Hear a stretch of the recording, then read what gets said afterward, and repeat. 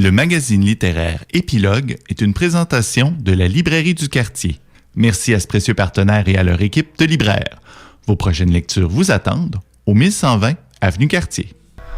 Valérie Gaudreault, bonjour. Bonjour, Brian Saint-Louis. Qui est animatrice d'émissions de radio communautaire la fin de semaine, mais accessoirement de jour, ton vrai travail, journaliste. My day job, comme dirait l'autre. Oui, chroniqueuse politique, donc au Soleil depuis de très nombreuses années. Et pas chroniqueuse, c'est récent, mais journaliste aux affaires municipales. Donc, tu as été là pendant plusieurs des années du règne de Régis Labaume. Ouais. Ta collègue du Journal de Québec, Karine Gagnon, qui a été celle sélectionnée pour écrire la biographie. Oh, c'est pas comme s'il y avait une liste. Karine avait un véritable intérêt. Oui, elle a un intérêt, elle avait l'expertise et tout, mais probablement qu'il y a eu quelques... Je ne sais pas. C'est ça qui est intéressant, parce que des gens m'ont peut-être posé... qu'elle l'a proposé elle-même, oui, on exact, sait pas. c'est ce qu'on apprend dans le livre. Il y a des gens qui m'ont demandé, mais ça, toi, l'écrire, les mémoires de Régis Labaume. Moi, je trouve que il y a quand même une très courte distance. M. Labaume a quitté il y a 3 ans et demi maintenant. Pas tout à fait un mandat de son successeur. Donc, ce livre, pourquoi je disais que c'est ça, moi, de 2011 à 2017, donc j'ai vraiment quotidiennement, j'ai fait des missions à l'étranger avec le maire. J'ai toutes ces années, là, 2011, là, c'est le début de la confirmation de l'amphithéâtre, c'est le début de la construction, l'inauguration. C'est des années avec de grands combats aussi sur le plan, disons, plus administratif. Il y a toute une réforme des régimes de retraite dans le monde municipal où M. Labaume a vraiment mené la charge. C'est quelqu'un qui a fait rayonner Québec, évidemment, le 400e. Donc, il y a de grands dossiers qui sont explorés dans ça. Et pour répondre à ta question, Brian, Karine Gagnon, que j'ai côtoyée, évidemment, que je côtoie toujours comme journaliste sur le terrain, elle avait approché Régis Labaume quelques années avant la fin de son mandat. Disais-vous, éventuellement, il dit, je veux rien savoir, ça m'intéresse pas. Et finalement, c'est les éditions de l'Homme, c'est Liette Mercier, l'éditrice, que j'ai d'ailleurs rencontrée hier au Salon du Livre, qui s'est raconté dans le Code Labaume, donc ce livre dédié aux mémoires de Régis Labaume, qui a dit, écoutez, nous, on aimerait ça. Est-ce qu'il n'y a pas lieu? Et là, lui a pensé à Karine Gagnon dans une formule que je trouve très intéressante, très efficace. C'est donc... Régis Labaume, il me le disait dans l'entrevue, il le dit un peu en préface aussi, c'est... Moi, je voulais pas écrire. J'ai pas la patience. Il écrit quand même... Bon, il est chroniqueur dans la presse maintenant. Il écrit...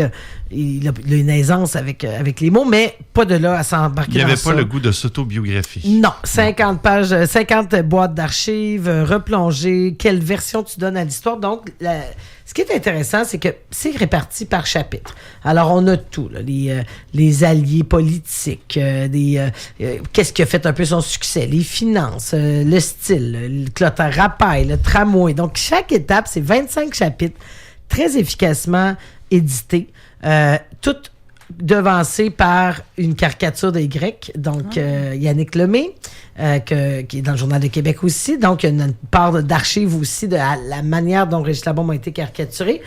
Donc, c'est très efficace. Évidemment, ce qui est intéressant, c'est que Karine Gagnon a eu la liberté, elle, à travers ses thèmes, de valider, d'interroger. Ce n'est pas mes mémoires d'un seul homme, ce n'est pas les mémoires qui peut-être, peut-on penser, seront unilatéralement avantageuses dans certains cas, ou au contraire, on peut être resté sur une certaine impression que Régis Labaume ou que d'autres personnes avaient de lui. Or, en retournant, même certains, j'allais dire ennemis politiques, mais disons adversaires dans certaines luttes. Moi, j'avais noté notamment Marc Ranger, là, pour ceux qui se souviennent, en 2012, il y avait eu la réforme des régimes de retraite. C'était le directeur du SCFP qui était vraiment, là, écoutez, mais il était omniprésent dans les médias à ce moment-là. Interposé, par médias interposés, mais toujours très dur comme échange, mais on sent le respect avec le recul aussi. Tout le monde dit, écoutez, là, chacun faisait ce qu'il avait à faire à cette époque-là.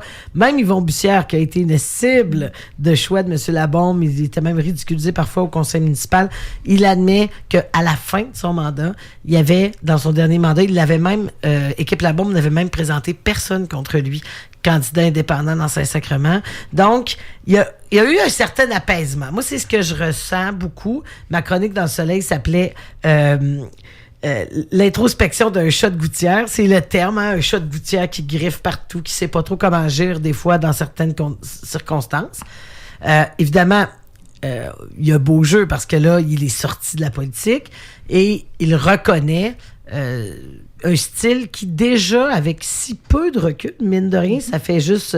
bon, si on inclut les 3 ans depuis qu'il est parti, ça fait 17 ans, mais il dit déjà même la culture politique a changé. Il dit, je regarde des fois des affrontements, il a dit des choses, là. Il a dit, je vais t'en colisser une dans le front, puis les fonctionnaires sont incompétents, puis les fourreurs de système, puis il s'en est pris à la journaliste Isabelle Porter, dans lequel il réitère ses excuses, à José Werner aussi. Il a été très dur avec, et donc il y a ce sain recul qui, moi, m'est apparu très sincère, parce que c'est une chose que lui le dise dans sa partie qui inclut le chapitre, mais des dizaines et des dizaines de personnes à qui Karine Gagnon a parlé, on se rend compte quand même que Régis Labombe, mais ça, moi, j'en ai jamais eu de doute, parce que j'ai découvert de près, on a vu la sensibilité de l'homme à certains moments, notamment la tuerie de la mosquée de Québec, qui a été un grand tournant dans sa manière de faire de la politique. Les dernières années de Régis Labombe, c'était plus là, le pittoresque bulldozer. Là. Il a vraiment réalisé qu'il faut qu'il soit un leader plus d'un leader, exact, d'être clivant, de faire le spectacle. Des fois, je m'énervais, ma figure publique m'énervait, parce qu'à un moment donné, les médias entretenaient aussi. Hey là, tu sais, hey, la bombe, il va nous sortir une bonne citation, c'est nordique, il va nous faire rire. Ben là, tout à coup, c'est que là, on tombe dans une caricature, et ça, il voulait l'éviter. Et la tuerie de la mosquée. En 2020, on a eu aussi les meurtres dans le Vieux-Québec, donc le soir de l'Halloween. 2 grands, j'allais dire faits divers, mais des grandes tragédies qui ont touché Québec. Sur un fond personnel aussi, où il a combattu un cancer de la prostate. Il a perdu son père à la même époque, 2019-2020. Donc, vraiment des années où il a laissé, il a réfléchi aussi à l'héritage, puis ça a été des années quand même, il a bien géré aussi là, la pandémie, l'année qu'il a été au pouvoir. Donc, il est capable d'être très bienveillant, M. Labombe, mais c'est l'ensemble de l'œuvre. Moi, j'avais toujours dit, les gens, une fois, me demandaient, puis je veux pas dire, je l'avais dit, Régis le dit, mais les gens me disent, c'est quoi son héritage? Puis on peut penser à l'amphithéâtre, on peut penser aux fêtes du 400e. Bon, il y avait une conjoncture de fierté retrouvée. Il a repris en main ces fêtes-là qui s'en allaient dans le mur. Il y avait une situation économique. Pour X raisons, qu'est-ce qu'un autre maire aurait fait dans le contexte? On le sait pas. Mais moi, je disais souvent, Régis Labombe, il a fait beaucoup pour la structure de la ville. Il a fait pour les finances. Il a instauré un cadre financier qui est encore respecté aujourd'hui par l'administration Marchand. Il a réformé beaucoup la fonction publique municipale. Et ça, c'est peut-être pas sexy, mais c'est durable. Et là-dessus, j'ai réalisé que c'était sa plus grande fierté. Cette façon de simplifier puis de faire en sorte que la ville a quand même une situation financière enviable par rapport à sa dette, par rapport à ses infrastructures. Alors, ça, c'est quand même un véritable héritage. C'est un véritable héritage, parce que sinon, ça peut être, bon, la personnalité. Oui, il a mis Québec sur la map, mais ça, c'est passager. Alors, non, franchement, je sais pas si ça vous intéresse de le lire, d'en savoir plus. Moi, c'est sûr que je ne sais pas la lectrice cible. Je veux dire, 95% des anecdotes dans ça, évidemment, j'en avais une certaine lecture. Oui, mais c'est quelque chose qui était très près de toi, donc ça t'intéressait. Mais justement, moi, la question que je me pose, c'est qu'on est trop proche encore de l'héritage Labombe. Ouais. On a à peine tourné la page. Est-ce que ce livre-là arrive peut-être trop tôt pour qu'on ait... Tu l'as mentionné au début, un livre qui arrive après peu de 3 temps. Ans et demi.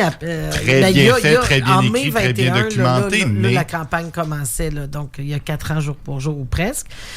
Moi, je trouve que c'est toujours la réflexion avec les biographies politiques. Moi, c'est sûr, je suis maniaque de biopolitique. Évidemment, le Québec en a fait d'excellentes. Si on prend ce que Pierre Duchesne a fait sur Parizeau, sur Camille Lorrain dans le cas de Jean-Claude Picard, c'était des livres, ou encore l'extraordinaire en plusieurs tomes de Pierre Godin, ouais. Pas Pierre, sur René Lévesque. Donc, vraiment, ça a été, là, il y a une longue tradition. Là, on est plus dans le récit, là. Tu sais, je ne sais pas si c'est la bio définitive, tu sais, par exemple, aurait été une démarche non autorisée, ou vraiment, là, où on va autour des gens autour. Moi, je trouve quand même que sur le plan, lorsqu'on va dans le passé, ça va, parce que je pense que le bilan qui dresse du 400e, tout ça, on commence à avoir un 15 ans de distance pour dire qu'effectivement, ça a été vraiment un changement pour Québec. Mais ça reste, et ça, moi, c'est une des questions que je me posais par rapport à la popularité. Là, on apprenait que c'était le titre le plus vendu. En 3 jours seulement, dans la dernière semaine, il a dépassé. Donc, il y a clairement un appétit pour ça. Moi, je me disais, si ce livre-là est arrivé alors que Régis Labaume était vraiment en retrait, là, comme il l'avait un peu promis, mais il souhaitait le faire, c'est-à-dire il avait quand même pris plusieurs mois là, à son départ, des voyages. Il dit, je vais me faire oublier un peu, je suis tanné de ma face. Mais ça n'a pas pris de temps. Il est arrivé à la presse, collabore avec Marc Labrèche, collabore parfois Salut Bonjour. Mais ça, il me disait, j'ai pas de régulier dans ça. Mais ça fait qu'on le voit, toujours. On l'entend. Donc, c'est sûr que l'effet de surprise de retrouver Régis Labaume est peut-être moindre, mais je pense que le style fait que c'est correct. Si on avait prétendu là, de grandes mémoires, par exemple, qui revisitent complètement l'histoire où des gens n'auraient pas, par exemple, voulu parler parce que c'était trop... Mais là, dans le ton, ça allait bien. Puis il y aura peut-être, qui sait, un autre ouvrage dans... Première biographie d'une série de biographies, peut-être, mais ça reste un personnage excessivement populaire. Ça vaut peut-être la peine écoutez, aussi le salon, là, le faire pendant qu'il est chaud.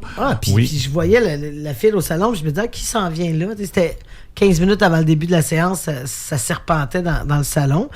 Et je pense que ça a été un bon choix de s'associer à Karine Gagnon. Elle a fait un bon travail, beaucoup de sources, beaucoup de gens. Il y a des gens qui n'ont pas commenté. François Legault, Pauline Marois, Stephen Harper. C'est à peu près, je l'ai dit, mais c'est précisé, peut-être que d'autres moins importants. Ils disent non, soit on ne participe pas à ce genre d'exercice, soit M. Legault, c'est encore un exercice, il se fait taper dessus pas mal par M. Labaume. Mais il y a quand même, écoutez, on a Alain Juppé, il y a Justin Trudeau, il y a plusieurs anciens premiers ministres, Philippe Couillard, Jean Charest. Et dans les témoignages les plus importants, ce qui est intéressant, Karine Gagnon les a mis donc en exergue, au lieu de commencer à entrer ici et là une citation, tu sais, a dit le premier ministre canadien. Tu sais, bon, ben là, on a donné, là, dans ce cas-ci, par exemple, Agnès Maltais, qui a une très belle solidarité aussi avec M. Labaume, des gens d'horizons politiques différents, de générations différentes, et ça montre à quel point. Il est dernière chose, peut-être, que Karine Gagnon m'a dit en entrevue. On a fait une entrevue à 3, là, on est allé dîner, et d'ailleurs, encore une fois, M. Labaume est sans cesse reconnu, là, il est encore très, très populaire, et elle me disait la fidélité aussi dans les collaborateurs, il y a des gens qui étaient il y a des passages en politique, mais il a su, je pense, garder ses amis d'enfance, rester proche, mais avec des zones d'ombre, un divorce, des enfants qui ont souffert de sa notoriété aussi.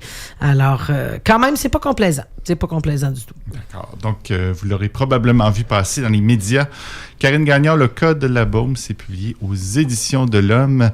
Et une femme qui en sait de ça, qui en sait aussi beaucoup sur Régis Labaume. En tout cas, elle en savait beaucoup. Je me suis demandé même, à un moment donné, quand tu as vécu comme journaliste des situations, est-ce que tu as un regard différent? Donc, c'est sûr qu'elle avait une très bonne longueur d'avance là, pour la sélection des éléments. Ça a été fait en 18 mois, d'ailleurs, me dit-on, à travers un travail quotidien. Là, non, chapeau, vraiment, c'est une réussite.